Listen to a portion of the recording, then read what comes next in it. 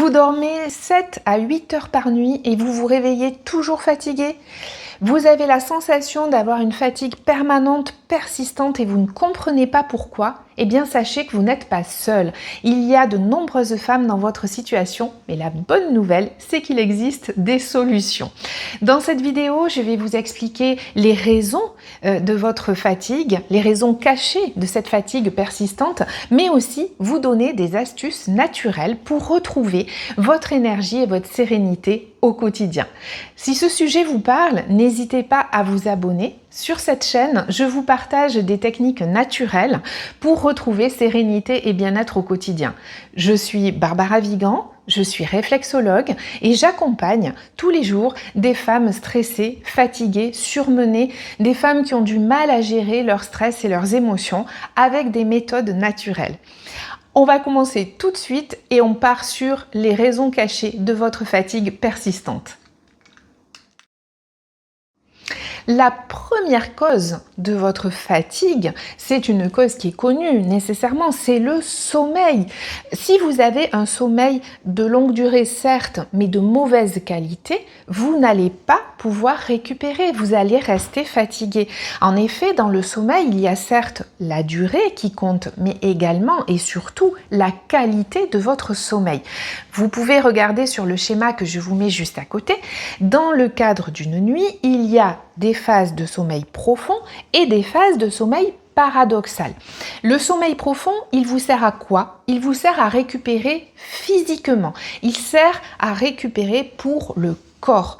Le sommeil paradoxal, lui, c'est différent. Il va vous servir à gérer et à mieux gérer et à récupérer au niveau émotionnel. Il faut donc que ces deux phases de sommeil qui se succèdent en général dans la nuit soient respectées. Si vous n'avez pas assez de sommeil profond ou si vous n'avez pas suffisamment de sommeil paradoxal, eh bien vous n'allez pas pouvoir récupérer et ça va entraîner une fatigue persistante pour vous. Donc un sommeil de mauvaise qualité, un sommeil qui est entrecoupé, un sommeil qui est trop léger, un sommeil où vous vous levez beaucoup dans la nuit ne va pas vous permettre de récupérer physiquement. L'apnée du sommeil peut également être une cause. Donc, la première chose à regarder dans le cadre d'une fatigue persistante, c'est votre sommeil et comment on peut améliorer ce sommeil. La deuxième cause d'une fatigue chronique et persistante, eh bien, c'est le stress, bien évidemment. Un stress chronique va pomper, user votre énergie en permanence, y compris la nuit, parce que votre cerveau ne va pas se remettre au repos. Il va continuer à tourner, à penser en permanence et ça ne va pas vous donner un sommeil réparateur. On en parlait juste avant. Donc, qu'est-ce que c'est que le stress chronique? En fait, le stress, vous en avez besoin. C'est une réaction nécessaire du corps qui va vous permettre d'avoir les réactions qu'il faut lorsque vous êtes face à un agent stresseur. Par exemple, un chien qui veut vous mordre, vous allez pouvoir partir en courant ou bien vous allez pouvoir par exemple lui donner un coup de pied parce que tout votre corps sera paré pour pouvoir donner ce coup de pied pour éviter que le chien vous morde. Le problème aujourd'hui, c'est qu'on n'est pas tout le temps face à un chien ou à un tigre à dents de sabre comme on l'était à la préhistoire, donc on ne devrait pas être dans un stress chronique.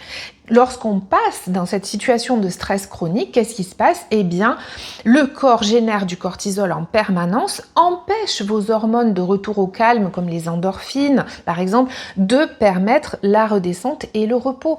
Vous êtes donc en stress chronique, la nuit, le jour, vous ne vous reposez pas et vous ne pouvez pas récupérer. Alors bien sûr, il y a des solutions multiples pour pouvoir travailler sur le stress, mais le stress est vraiment une des causes majeures aussi de la fatigue chronique. La troisième cause de la fatigue persistante et chronique, eh bien, c'est tout simplement le manque de récupération nerveuse, le manque de récupération émotionnelle, le manque de récupération au niveau humoral, endocrinien. En fait, lorsque vos glandes surrénales sont épuisées parce qu'elles génèrent trop de cortisol, lorsque vous ne prenez pas de pause du tout dans la journée, je parle de pauses énergisantes et reposantes, des vraies pauses, eh bien, tout cela vous fatigue sans que vous vous en rendiez compte. Votre système nerveux n'arrive pas à récupérer, votre système hormonal n'arrive pas à remonter la pente non plus. Donc, Souvent, vous me dites: «Oui, mais c'est pas grave, le week-end, je me repose» ou bien «J'attends les vacances pour me reposer». Non, c'est trop tard. Lorsque votre taux de stress est très important, même si vous partez en week-end, même si vous partez en vacances, vous allez un peu décompresser, bien évidemment. Mais lorsque vous allez rentrer, très souvent, vous me dites: «Je comprends pas, je viens de rentrer et ça rechute de suite». En fait, ça n'est pas suffisant. C'est au quotidien qu'il faut vraiment aborder cette récupération nerveuse et émotionnelle. Et c'est au quotidien que cette récupération va permettre aussi à votre système endocrinien, votre système hormonal, de récupérer et de pouvoir générer les hormones nécessaires pour faire baisser votre stress et vous accorder de l'énergie, de la sérénité. Donc là-dessus aussi, il y a des solutions. On en parle tout de suite. Alors bien sûr, on ne va pas rester que sur les problèmes, on va regarder les astuces qu'on peut mettre en place pour améliorer au moins ces 3 causes-là. La première astuce, ça va être de retrouver un sommeil le plus naturel et le plus reposant possible. Alors pour ça, il y a plusieurs choses à mettre en place. Bien évidemment, diminuer les écrans le soir à partir de 9h. On dit stop au téléphone, stop à l'ordinateur, stop à la tablette. On peut se regarder une bonne série, il n'y a pas de souci, mais on laisse de côté tout ce qui est écran, petit écran de téléphone déjà pour la lumière bleue, etc. On peut aussi mettre en place un rituel du soir apaisant, quelque chose qui va vous faire du bien, un bain de pied, un automassage en réflexo. On peut également avoir un environnement propice à l'endormissement, c'est-à-dire une chambre apaisante dans laquelle vous avez plaisir à aller vous coucher, une chambre dans laquelle vous avez pu diffuser par exemple un peu d'huile essentielle pour apaiser l'ambiance. Il faut que vous alliez vous coucher avec vraiment beaucoup de plaisir et beaucoup de calme. La deuxième astuce va porter bien évidemment sur la gestion du stress et de la charge mentale. Alors pour ça, c'est pareil, on va avoir plusieurs petites choses à mettre en place, mais ça peut être des exercices d'automassage dans la journée, ça peut être aussi l'utilisation des fleurs de bac, que ce soit en gouttes, que ce soit au niveau du corps, par exemple en les mélangeant avec votre lait corporel. Il peut y avoir aussi la mise en place de techniques de respiration spécifiques, la respiration en cohérence cardiaque, la respiration en 4 temps, il y en a plusieurs qui peuvent être mises en place. En tout cas, il faut essayer de travailler pour réduire le stress et la charge mentale, mais au quotidien. Ça implique aussi, par exemple, de changer un petit peu son organisation pour améliorer la gestion de ses tâches et ne pas avoir la tête tout le temps prise par ça. Enfin, l'astuce numéro 3 va consister à adopter des habitudes qui vont vous amener de l'énergie, qui vont vous permettre de vous régénérer. Alors bien sûr, ça va commencer par des pauses régénérantes dans la journée. J'entends des pauses, pas des pauses où vous regardez en permanence votre téléphone. Non, ça va être une pause où vous mangez en conscience, une pause où vous profitez d'une amie, par exemple, avec laquelle vous avez une conversation qui vous fait du bien. Ça peut être une pause de 10 minutes sur un banc au soleil. Une pause qui vous fait vraiment du bien. Ensuite, la deuxième chose, et bien évidemment, vous le savez, la fatigue va passer par l'assiette. Donc, une alimentation adaptée, l'hydratation adaptée aussi dans la journée parce qu'on est composé quand même beaucoup d'eau et lorsqu'on ne boit pas assez, on s'auto-crée une fatigue. Donc tout ça, ça va être des petites choses, des petits détails à intégrer dans votre quotidien pour être mieux. Et enfin, bien évidemment, ça va être un peu de sport, un peu d'activité physique. Je ne dis pas d'aller faire absolument 2 heures de course, pas du tout, mais utiliser des petites choses pour activer le corps dans la journée pour que le soir, vous ayez sommeil naturellement.